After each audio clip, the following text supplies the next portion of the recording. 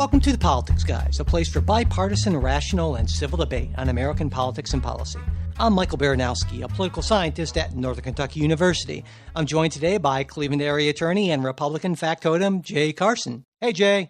Good morning, Mike. Good morning. How are you? I'm doing well, and you? I am. Well, it's an early Saturday morning, and I'm.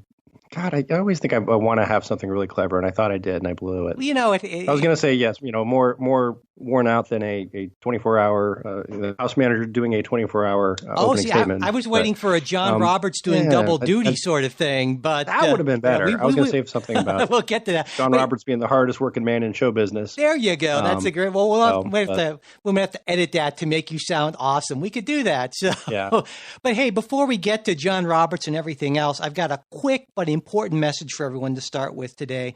You know, I totally understand the impulse to hit the skip button when you hear an ad on a podcast. I mean, I've done it myself a few times, but I want to let everyone know that not hitting skip actually helps support the show.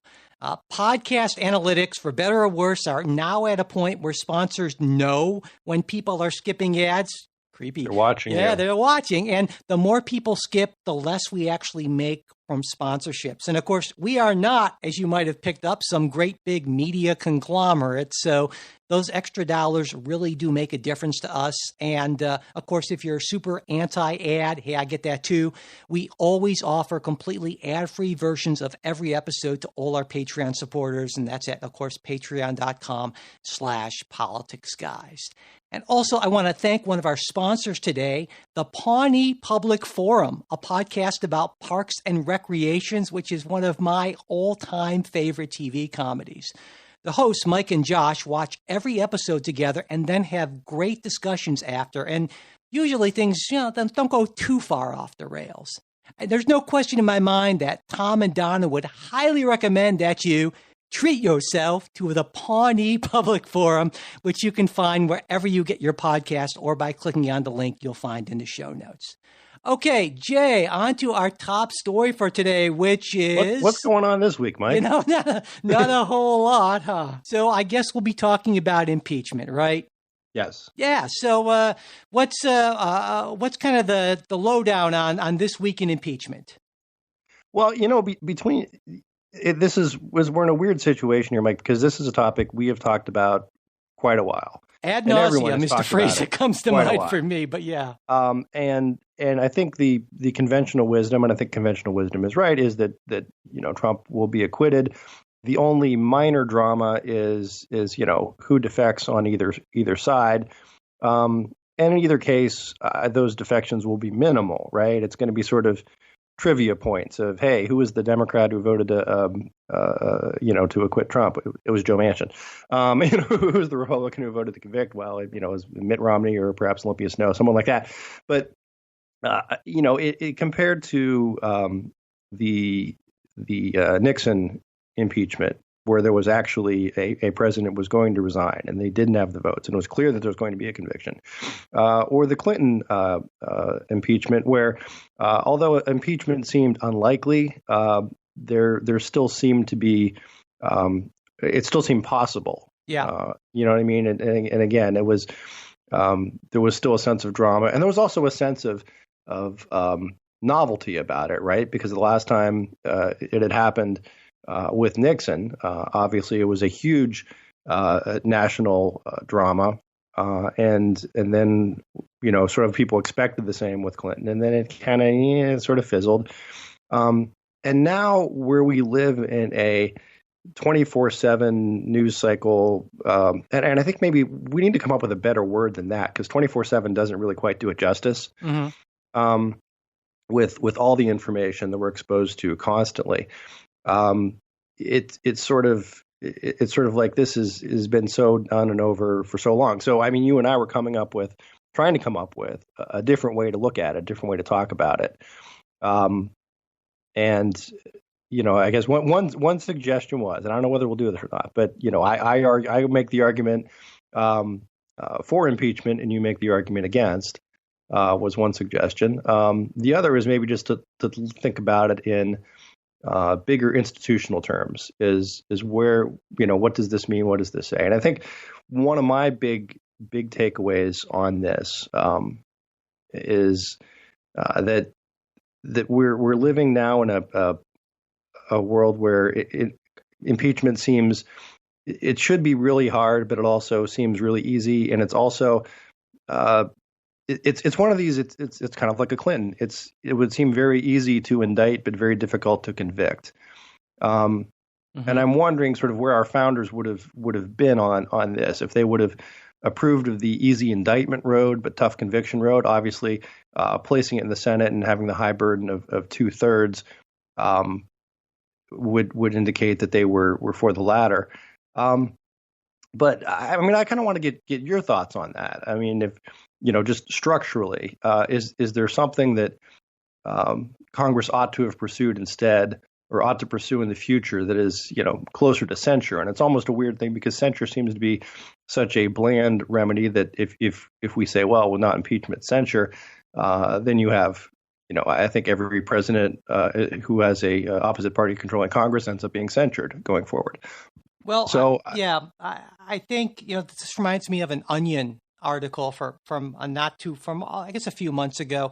I forget the title, was something like Senate Republicans stand and watch as Donald Trump slowly strangles all their relatives, basically, and right. With like the Lindsey Graham stand-in saying, well, I wouldn't personally strangle my 5-year-old granddaughter, but it's not like the president's doing anything that's impeachable.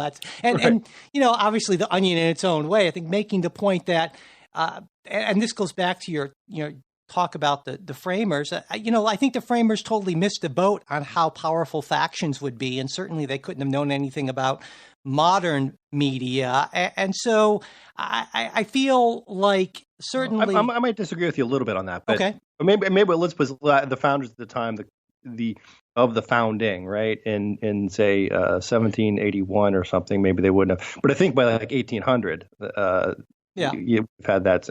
But I'm sorry. Go ahead. But the founders had, I think, this wild idea that the legislature would be not just the co-equal branch, but the first branch. And we've talked about this a lot. And of course, that hasn't happened in a long time. And so, I was thinking about it this morning when I was pretending to meditate, and getting madder and madder at many of the senators. And then I thought, that's unfair. They are a product of the system that brought them into office. And so I find it personally incredibly difficult to take some of the positions that they are, especially Republican senators, are coming up with with a straight face. But of course, it's not about the guilt or innocence of Donald Trump. It's it's interesting, not interesting, but it's sad how all these positions on the guilt or innocence track almost exactly with how imperiled your state is if you're up for re-election. That sort of thing. So no, and I think this is one of these times where we are confronted with sort of the fundamental, maybe randomness of how our society works, how our government works. I often sort of advanced a theory that if you look at the universe sort of like on the big view, you sort of see like Newtonian gravity working, and it's all clockwork and it all seems to work. But the closer you get, the more smaller you look, you get into that quantum mechanics world where weird stuff just happens. And the closer you look, the more random it gets. And you look at stuff like elections and juries, and there's always just this element of randomness that we so often like to write out of how we view how our government's supposed to work, right? Because it just feels wrong. But as we've said ad nauseum, and as so many other folks have said, impeachment is a political process. And because it's a political process, it's got all the weird goofiness of a political process. If this were a purely judicial proceeding, I think the argument would be different. And you and I have talked about this, and I think you've recognized there's sort of the principled conservative position where you can say, yes, we believe Trump did everything he's accused of doing. However, it doesn't rise to an impeachable offense as a matter of law, which again is a weird thing because it's not a court deciding as a matter of law. It's a bunch of elected senators deciding as a matter of law. and sort of as a secondary fallback, there's sort of the prudential of reason of even assuming he did all of these things, is this the is removal from office the appropriate sanction in light of what it would do to the rest of the country. Yeah. So I think that, and that is sort of the position I've been, and I'm in the luxury to take that position because I'm not elected by anybody. Yeah. So I guess if it were up to me, I rather would have see that more principled sort of response that, look, this was not ideal. This was not a perfect phone call. We expect more of the president of the United States. If I was going to make my argument, because I thought about this, because a friend challenged me sort of like, okay, if you were to make the argument for impeachment, what would it be? It would be something along the lines of what you just mentioned, that the founders put the legislative branch in Article 1 for a reason. And the founders would have been extremely concerned about executive overreach. And in this case, the legislature committed an act saying we want these funds dispersed. The executive did not necessarily have discretion to do so. And even if the executive did have discretion to do so, to hold them up, did not have the discretion to do so for a personal political reason. That would be my argument. Again, those views don't necessarily represent everything what I would say, but if I were to try to make the better, more principled argument from an originalist sort of standpoint, right? I think that's generally the outlines where I go. Now, let me ask you mentioned that being the argument for impeachment, but of course that ship has sailed. What about, is that the same as the argument for removal? I think the argument for removal is kind of more of the same, and it's just a matter of degree of, is this an offense that is so grave that essentially it cannot be forgiven, right? And forgiveness is sort of a political question, right? So I would look at it that way, and I'm still on the fence there as far as I think it's in this case, at the end of the day, no harm was done. They got the money. Trump didn't get the investigation, and perhaps he should have had the investigation, right? Because I think that's still a valid point. And to me, that's one of the biggest weaknesses of the House impeachment articles, is that it depends on motive. And when you say no harm is done, you're talking about in the immediate sense. You're not talking about no harm being done to the separation of powers or the role of Congress vis-a-vis the president. Maybe in both senses, right? Because look, Congress's will was done. The Ukrainians got the money. There was no quid pro quo, so to speak. And as far as damage to the balance of power, separation of power. Again, I don't see that because exactly for that reason, right? Well, if we proceed with the House's theory that, well, Trump, he would have got away with it if it wasn't for you meddling kids, then, but he was found out, so therefore he released the money. If you follow that theory, buy into that theory, then it sort of essentially says, yeah, no harm, no foul, and Congress appropriately asserted itself, and Trump backed off. I see the argument. I don't find that convincing. I feel that when you have a president who seems perfectly comfortable flouting the law, and I would argue, it talks about this one perfect phone call. It's not just about a phone call. It's about you might call it a vast scheme, if you will. But also a president who essentially makes a blanket claim that we can just ignore Congress, not citing executive privilege, just saying to everyone, no one talk about anything, and then cowing these sad, hollow men in his own party in Congress so that they wouldn't dare to say or do anything. And I would expect that of someone like a Lindsey Graham, who has kind of been like a lost puppy dog ever since John McCain died. But, it's really a pathetic sight, I think. And to me, that there's a huge damage if Congress doesn't push back whenever any president who shows contempt for the law and contempt for the Congress, Congress doesn't push back hard against that. And to me, go ahead. I'm going to interrupt you for a second, but by that rationale, I mean, shouldn't Clinton have been impeached and removed?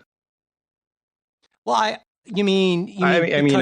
just saying in again, looking back, and I think you and I both would tend to agree, to the extent our agreement means anything whatsoever, that and most legal authorities would tend to agree that high crimes and misdemeanors does not necessarily require a violation of a U.S. code statute, right, or a state law or something like that. But in the Clinton situation, there were. I mean, there were plain, violations of law, whereas this is the more amorphous abuse of power. But if that were the case, then.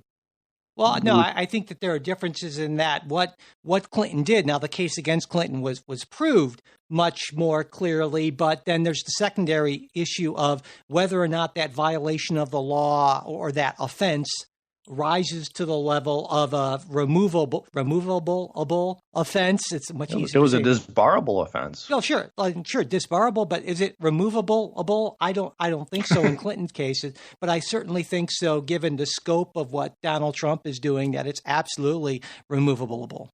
Would your position be that the Trump situation is more significant and more removable? I mean, to the extent that we're making up that term.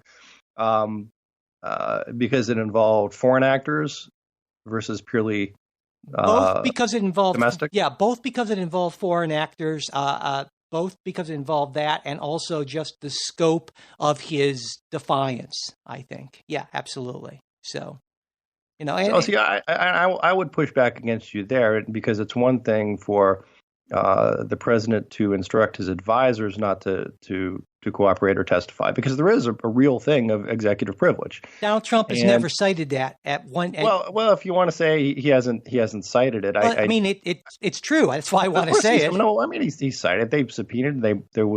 Went to court, and the Democrats then withdrew the court case.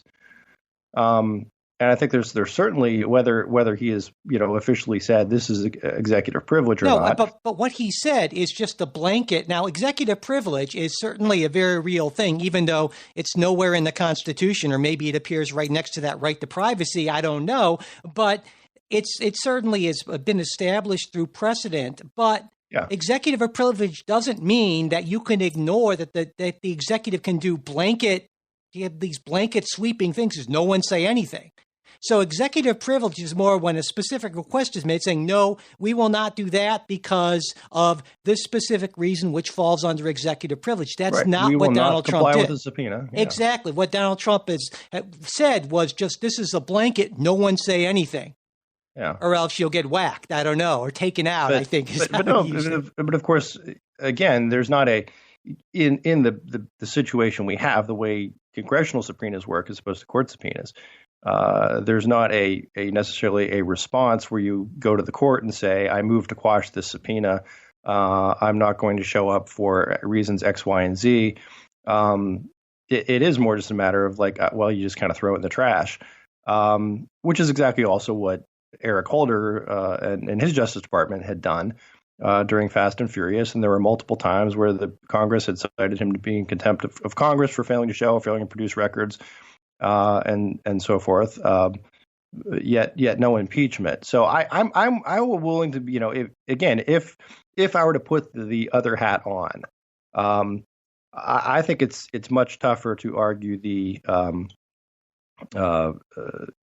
obstruction of Congress, because I think it's built into our Constitution to some extent that the executive is supposed to obstruct Congress a little bit, or that even though Congress is listed as in Article 1, that it certainly does not give it complete power over a president, and the sweeping powers that the House would seek to assert would essentially do that. It would make Congress, the king and the president, simply a sort of servant of Congress. So I think there's a much stronger argument in defense of the president on that front, as opposed to on the just sort of sleaziness, general sleaziness, abuse of power, where one might argue, and I think the other conservative argument that I might make would be that America deserves better, that type thing. Again, it's not a legal argument. It's more just a political argument of, listen, is this the kind of representation you want of your country?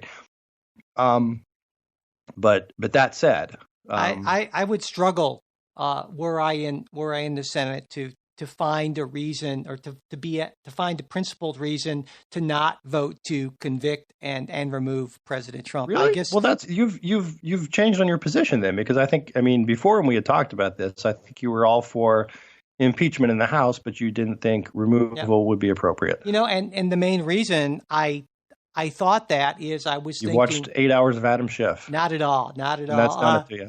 But the main reason, it was a very kind of strategic political sort of reason, and I was thinking more in terms of short-term gain and how might this affect things in the 2020 elections and so forth. But I'm disappointed. I thought that was like a principled stand. That's where you were, man. No, not at all. No, and the more in part, no principles whatsoever. No, in part it was that I wasn't entirely convinced by the evidence. Okay. And I've thought about this a lot, and now I am. And so I guess the best argument I could make for voting not to remove Donald Trump from office would be the sort of strategic, unprincipled political argument, which was the one I sort of. Or you could. I would call that. Again, there's also the prudential argument, right? That it's just to remove a sitting president this close to an election. There is sort of a strain on legitimacy there, right? Yeah. I thought about that, but then I think that what the harm does, what does to the country, the precedent it sets, the fact that regardless, this will be remedied by an actual popular election within 9 months, 10 months. That all argues against taking what would be a really drastic. It's sort of like, say you have this is a bad analogy, but if you've got a guy who's on death row in 95, and he, the question is, well, do we stay his execution? There's sort of the question of, well, what's served by going forward with it, right? Well, I think what's served by going forward is the fact that this guy could very easily win another term. Right? And that's why it was a bad analogy. And the fact that he is, I believe, a criminal. And so the fact that we have a criminal who seems to be perfectly willing to work with hostile foreign powers for his own political gain, not work with. Sorry, that was a misstatement on my part. To act in such a way that would benefit hostile foreign powers. There you go. For his own political purposes. That to me, if that doesn't rise to the level of impeachment and removal, then essentially nothing does. But well, let me close with my one last rhetorical question. And again, you can answer it or not. It's rhetorical. Rhetorical, sure. But based on the House's rationale that this is being done for a corrupt purpose, an improper purpose to aid the president's domestic political standing, right? Take out a potential political opponent. Under what circumstances would it be appropriate to investigate Hunter Biden and/or Burisma? Oh, I think it would be perfectly appropriate for the Justice Department, if they had probable cause, to go ahead and good information to investigate any American citizen involved in some way with a foreign power that might be a violation of. Let me ask you, because I think I phrased it imprecisely. Okay. When would it be inappropriate to ask a foreign government to investigate the actions of an American citizen? I don't think it would be necessarily inappropriate under a lot of circumstances if it was done in an open way, but done in the manner that the president did, working largely through his personal attorney. So to me, What's the difference? What's the difference whether the request comes officially from the State Department or whether it comes from Rudy Giuliani? Because Rudy Giuliani is Trump, or it comes in a phone part call of the from Trump personally. because Rudy Giuliani is not part of the United States foreign policy establishment. He's not been nominated and confirmed by the Senate, and he is, by the very nature of his position, focused on the interests of his client first and foremost, and not that of the United States. And so, from that standpoint alone, it is completely wrong. Well, again, plenty of presidents have had personal envoys who have not been officially part of the State Department, and I'd also I don't know they've been their personal attorneys. Well, and I also don't know that they've been deeply corrupt people like Rudy Giuliani, who everyone around him seems to be some. That's the thing, the more you look at these people that Donald Trump has surrounded himself with, the more you just want to just take a shower. He is an affront to sure. Decency and legality and all that is good about American politics. He's a political JFK abomination. Was reportedly sleeping with a mobster's girlfriend. I mean, yeah, but there's nothing new under the sun. And I guess again, my thing is when you go back to if your whole purpose, if your whole rationale in the beginning is, look, these guys are all corrupt, let's get them. That's sort of putting the cart before the horse. And why should we investigate them because they're corrupt? No, I'm not saying that. I'm saying that's my stumbling block is that, listen, if the actions are not in and of themselves a crime, and I'm using the word crime loosely, meaning, misdemeanor, high crime misdemeanor, not a statutory violation, isn't. That's, you see where I'm going here. Well, I mean, to me, I just see all these people around Giuliani who've been working with him, and I see actual indictments. And so I don't think it's a question of putting the cart before the horse. I think it's a question that Donald Trump has surrounded himself with criminals, and he is a criminal himself. And so this is what we're getting, because we have a government, an executive branch run by criminals at this point. And so that's why you're going there. Wow. Oh, absolutely. And that's why I am convinced that even though it may end up costing my party in the short term, that we have to take a stand, and we have to strongly stand up to Donald Trump and his fellow criminals who are running the executive branch. Absolutely. And and the sycophants who are making these excuses for him. The sycophants too? Absolutely. Because if you defend criminality for the sake of sort of a Mitch McConnell-esque just win baby kind of strategy, which that to me, I was thinking about this before, because you know how I feel about Mitch McConnell. And I realized that Mitch McConnell is actually like the Bill Belichick of the Senate.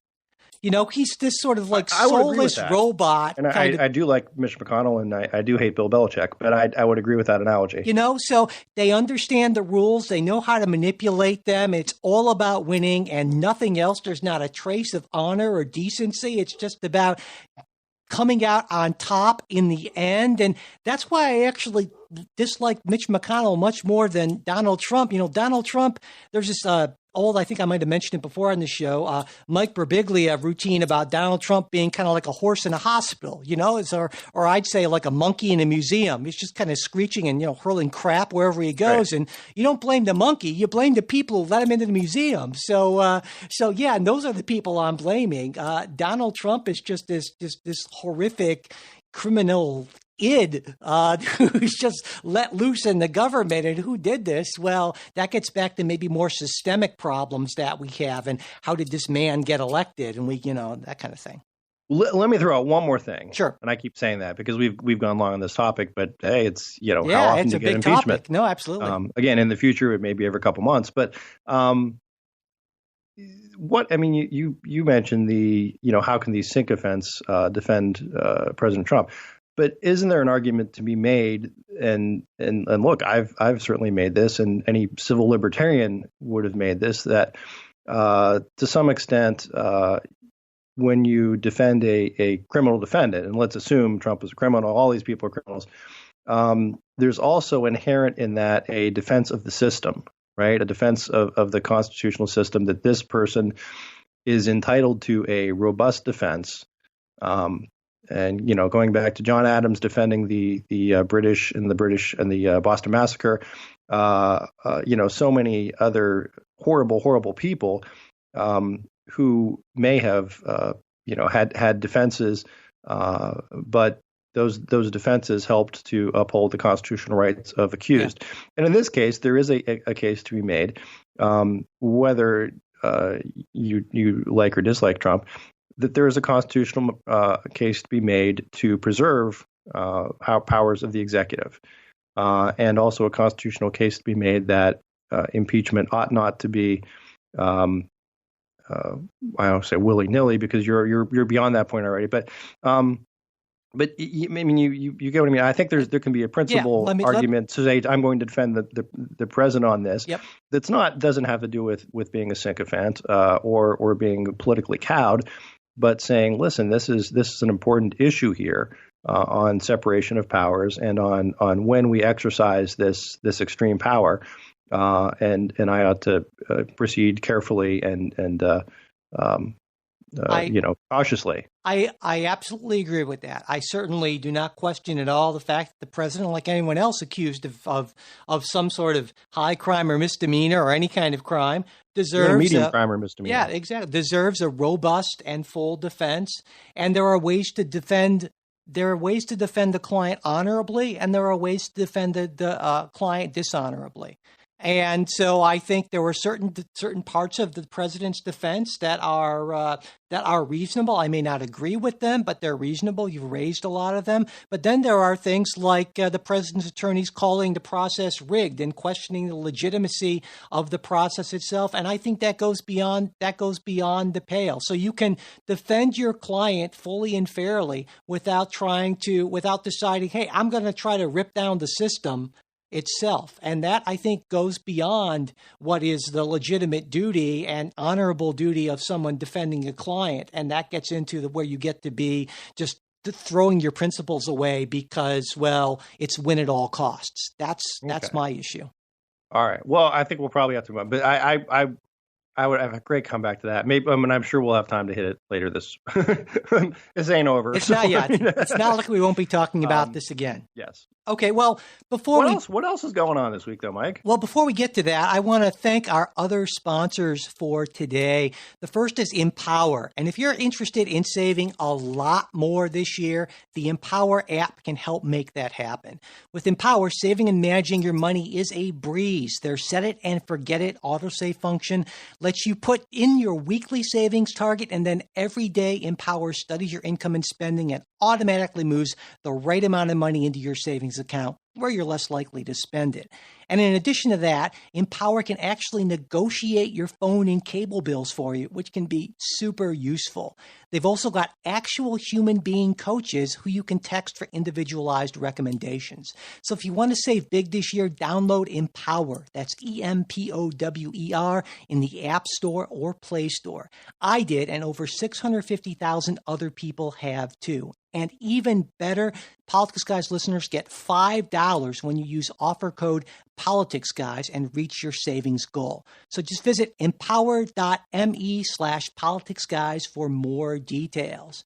And also, we're sponsored by SaneBox. You know, until recently, you wouldn't want to see my Gmail inbox. It was a disaster. Then I trade SaneBox. It totally changed things. As your email comes in, SaneBox's AI keeps only the important messages in your inbox and directs all those other distracting and far from important things to your Sane Later folder, which means you immediately know what messages to pay attention to and what can wait. And it also has a bunch of other great features like Sane Black Hole, where you can put messages from annoying senders you never want to hear from again, and Sane Reminders, an incredibly useful feature that lets you know if someone hasn't replied to your email by a certain date. And best of all, you can use SaneBox with any email client or phone anywhere you check your email.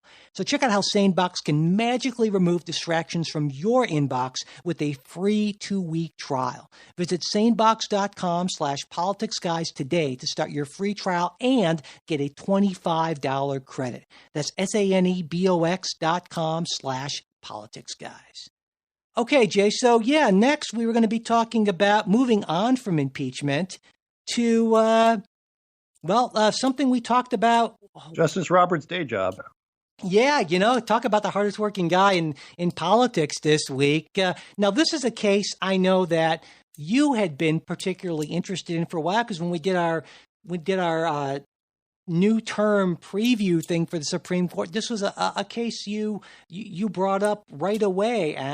You want to kind of talk a little bit about what this case is and what it's about, why it matters? Sure. The Supreme Court heard arguments in a case involving a Montana law that would have allowed sort of a tax refund for contributions to educational institutions, whether those educational institutions are sectarian or non-sectarian.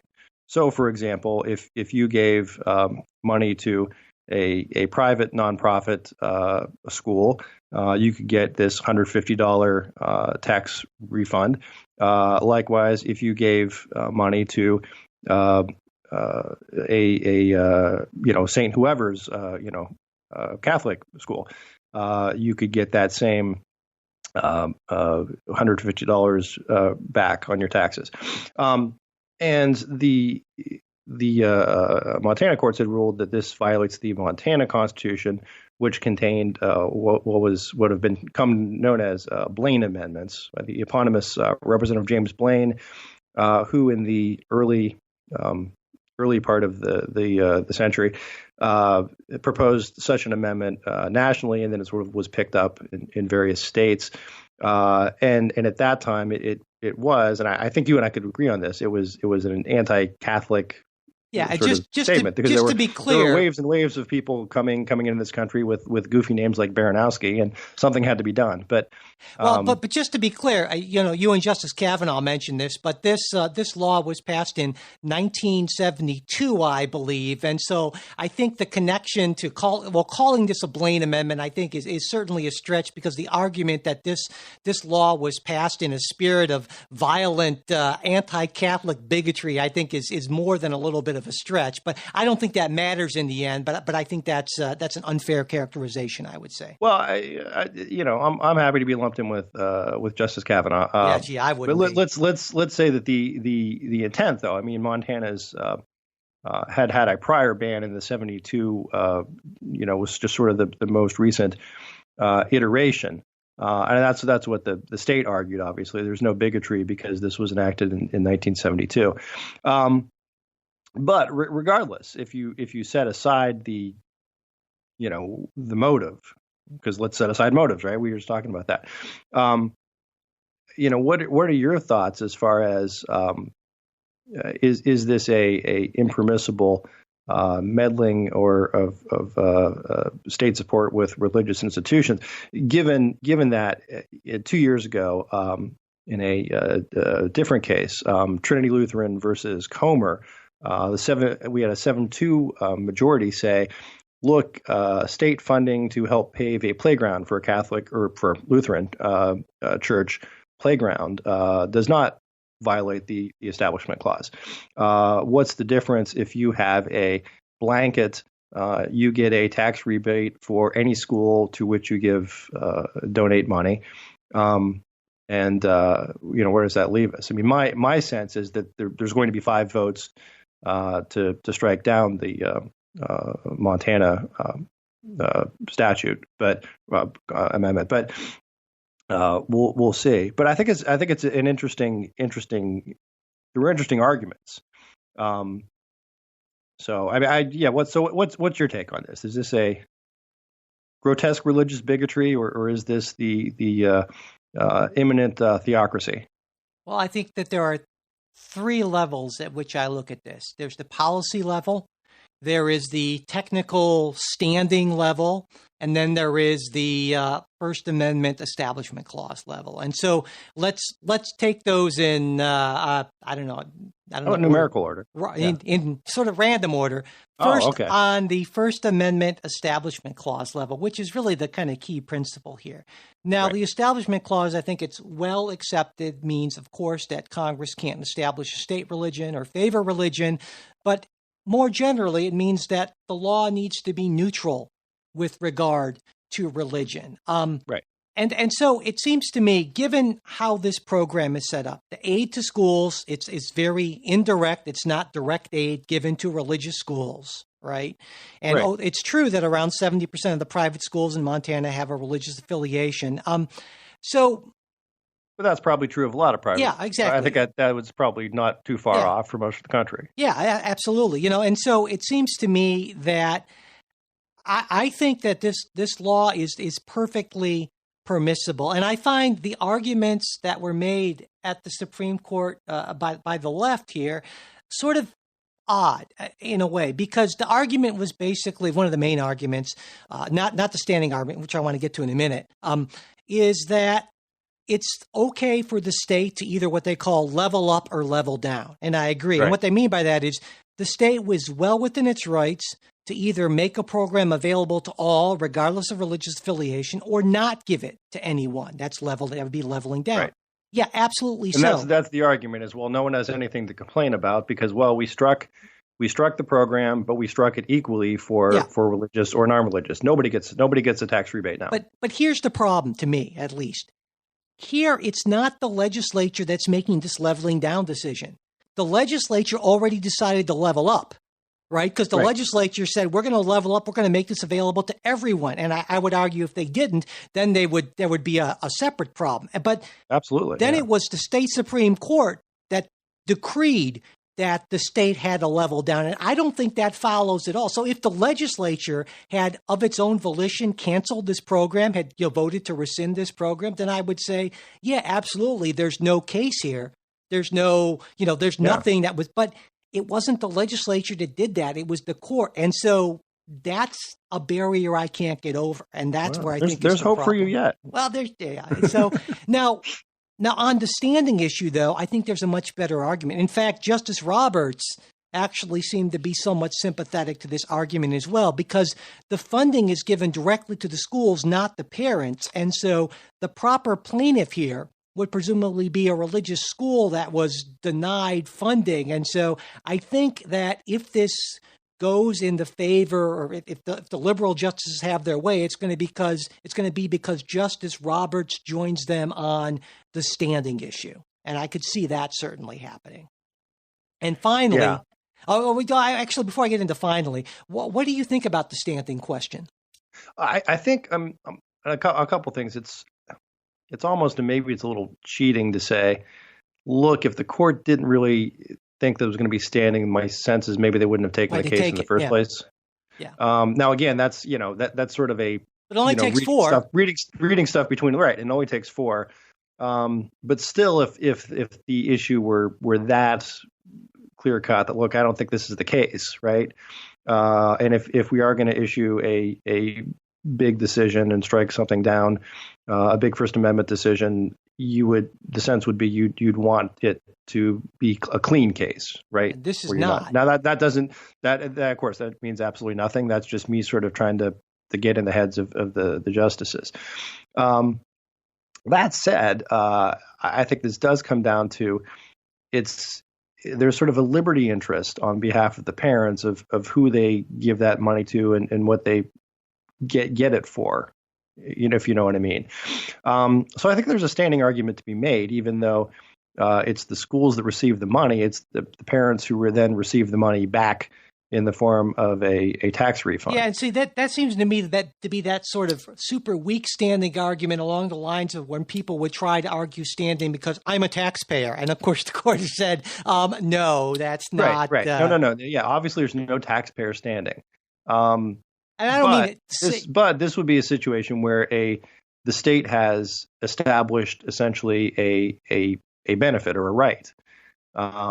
and you are seeking to exercise that right, and it's a monetary right. You have a right to get your $150 for whoever you make contributions to, and Except, now the state has suspended that right. So it's the well, the see, party who here's is my being question, harmed. though. What I'm saying is the party is being harmed. It's not simply an interest standing of hey, this is a policy I don't like, I'm going to sue. No. Yeah. But I mean, it's so indirect, right? Because you give, Right. anyone can give the tax credit or give the money, then they get the tax credit, then it goes to a charity, a scholarship program that gives it then to a school. I mean, we've got like three layers of separate. It's less clear, for example, than in straight out like voucher programs. Yeah, exactly. When there's a just direct subsidy from the state to the parents, and there's not an intermediary. Oh, and we made a donation and then we applied for this. Yes, I know. I get that. I agree with you wholeheartedly on that. That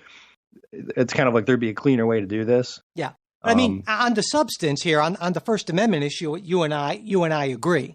Yeah, I think so. And I think you would also agree that if Montana, if the state legislature just ended the program, that would be okay too. Right. Yeah. But it's not them doing that. I think you and I just generally tend to.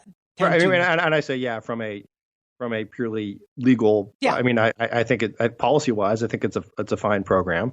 There will be no legal claim if the state just decides it's not going to do it anymore. Yeah, and that's the other area I wanted to mention. On more general policy grounds, I knew we disagree on this. I think the tax credit idea is a horrible policy idea, and I feel that way about voucher programs and all those other things that the state, that the states take their limited funds in the first place and shunt them from public to private schools. I mean, I feel that's really damaging to the public school system, and that the policy focus should be much more on giving public schools the resources they need to fairly compete and not to drain them of resources. But I mean, I knew that you would not disagree with, or you would not agree with me on that, on those policy grounds, because you want to destroy the public school systems. That's what I'm all about. You bastard. Yeah, exactly. You got my number. Yes. Yeah.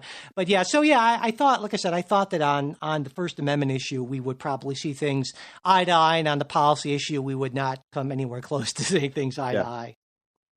So yeah, from the faithful to the faithless. Ooh, yeah, very nice. Yeah, how good am I? The other case, and again, this is a little preliminary to talk about because it's not like it's been argued, but the court agreed to accept a case which would determine whether or not Supreme or presidential electors can be bound by their states as to who to vote for. And I think this is a fascinating question. It's never really been a real issue, but it could be. Mm-hmm. And it's again, this is one of those things, like I talked about, that we're kind of getting into that quantum world of like really bizarre stuff that we don't see every day. And, if you look really, really hard, you can see it. And sometimes it's kind of disturbing. But there is certainly there's nothing in the Constitution, at least as I read it, that would say that an elector has to vote any particular way. Typically, the states have required their electors to vote for whoever wins the majority in that state. And typically, aside from an occasional symbolic type situation, I'm thinking back to Reagan Mondale in '88. I think there was, wasn't there like one elector? Well, there were actually in 2016 there were 10 faithless elector or potentially faithless electors, right. And but I'm saying the one was kind of a more, I don't know, just kind of nice smile kind of thing in that. And the idea that the only person who had ever won the entire electoral college was George Washington, and they wanted to preserve that tradition, and so somebody threw in a vote from just to keep that.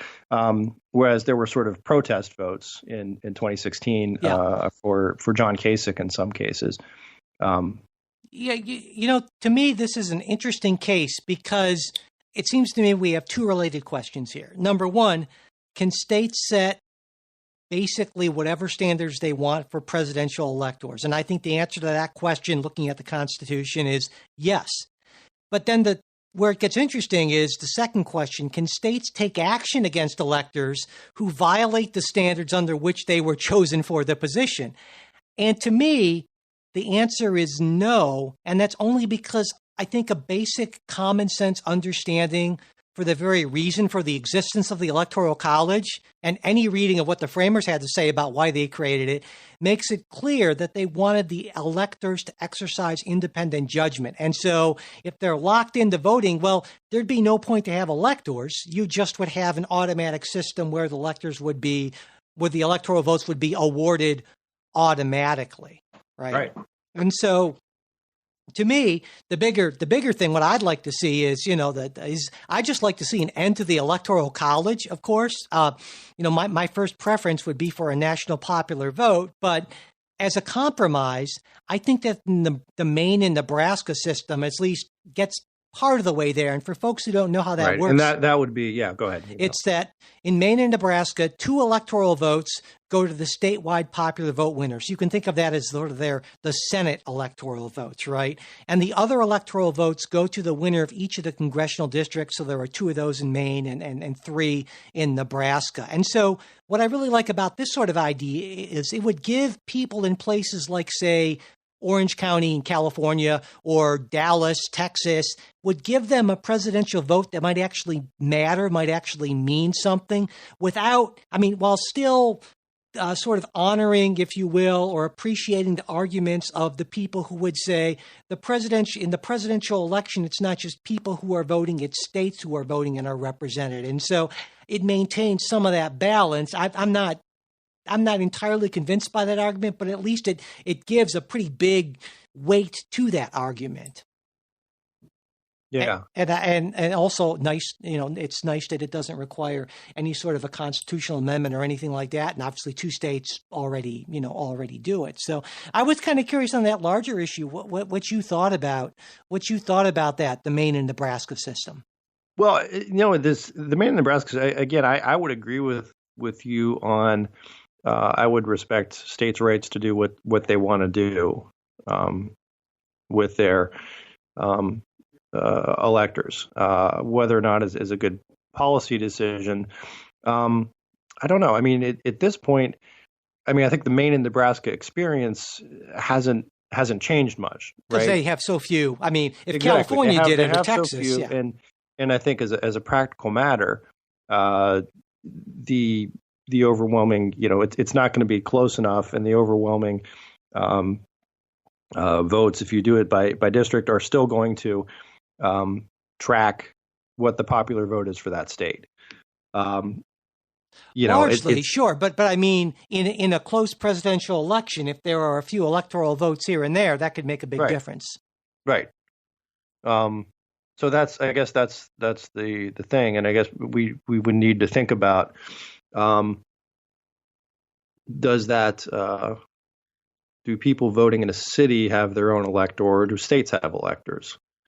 Well, states obviously states can decide how to want to vote their electors. Yeah, and so I'm not questioning that states don't have the right to decide their own systems. I'm just saying that the system that Maine and Nebraska have adopted, I think, is a system that provides for better representation than the winner-take-all system that the other states have taken up. Let me ask this though: is better representation, is that consistent with what the founders would have wanted? When if you look at the Electoral College, the idea is, and I think you and I both agree on this, was to make it less subject to the public passions and so forth, right? And for instance, have a backstop. And that's a very uncomfortable thing for us as Americans to think about. Not me.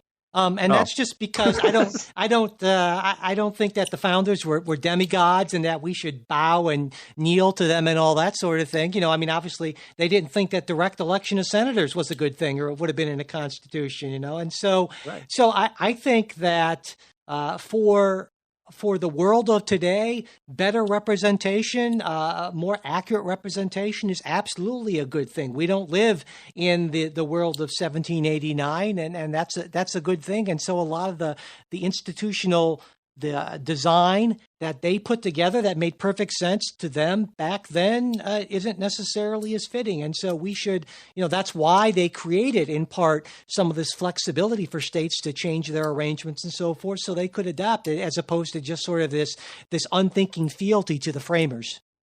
But what I meant by that question, though, was you would acknowledge, I think, in the first premise that the Constitution would seem to allow, the federal Constitution would seem to allow for faithless electors. Oh, yeah, absolutely. Absolutely. There's no question in my mind. I think that's, to me, it seems to me to be. So in other words, you think more people should be elected by different segments, but still not bound to them.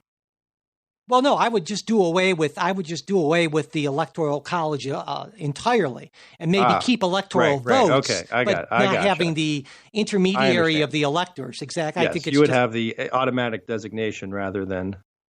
Well, my first preference would be a national popular vote, but my secondary position would be a nationwide Maine and Nebraska system. Yeah, because I'll take. Hey, I certainly think that I would like the ideal, but I wouldn't take I wouldn't refuse half a loaf. Certainly, I'm not totally idealistic about that. I'm happy to get whatever I can get, basically. Gotcha. So, all right. Well, no, I appreciate that's where you're coming from. Yeah, I would just, we'll have more to talk about this when the case actually gets to the court and is actually briefed and argued. But there will likely be a decision before the 2020 election, which I think regardless is a good thing. It just seems hard for me to envision a majority of the court just going against sort of the plain purpose of having electors in the first place, and just say, well, no, electors can be bound, when it just goes against the whole structural idea of having individuals in this position. So I don't know. Like I said, it presents an uncomfortable question. Because it's something we don't think about, because we assume the world is one way. But when you look really close, it may be another. That is true. I never thought we talk about so much quantum indeterminacy on the show which we have this week. But maybe we'll talk about more of that in the bonus show. But we're done with the main show for today, but we will be talking about some other stuff on the bonus show. There's also our weekly quick take, which Kristen has this week. And of course, Patreon supporters get all of that, as well as ad-free versions of every episode of the show. And so we do hope you'll check out this week's sponsors, Pawnee Public Forum, Empower, and SaneBox. You'll find links to all of them in the show notes. And of course, even with ads, it's support from listeners like you that enables us to keep the show going. And as a monthly sustaining supporter on Patreon, you get special bonus content, those completely ad-free episodes, and a lot more. To check it out, go to patreon.com/politicsguys. And if you want to get in touch with us, that's mail@politicsguys.com. For more great discussions, check out our bipartisan politics subreddit. The URL's there in the show notes. And we've also got our Facebook page. That's facebook.com/politicsguys page. And we're on Twitter @politicsguys. We would appreciate it if you could subscribe to the show, leave ratings and reviews, and most especially share your favorite episodes on social media or any other way. The executive producers of the Politics Guys are Bruce Johnson, Will Moreno, Andra Masker, and Daniel Toe. Today's show is produced by Jay Carson and Michael Baranowski. Our opening theme is Rollin' at 5 by Kevin MacLeod. We'll be back with a new show on Wednesday. We hope you'll join us.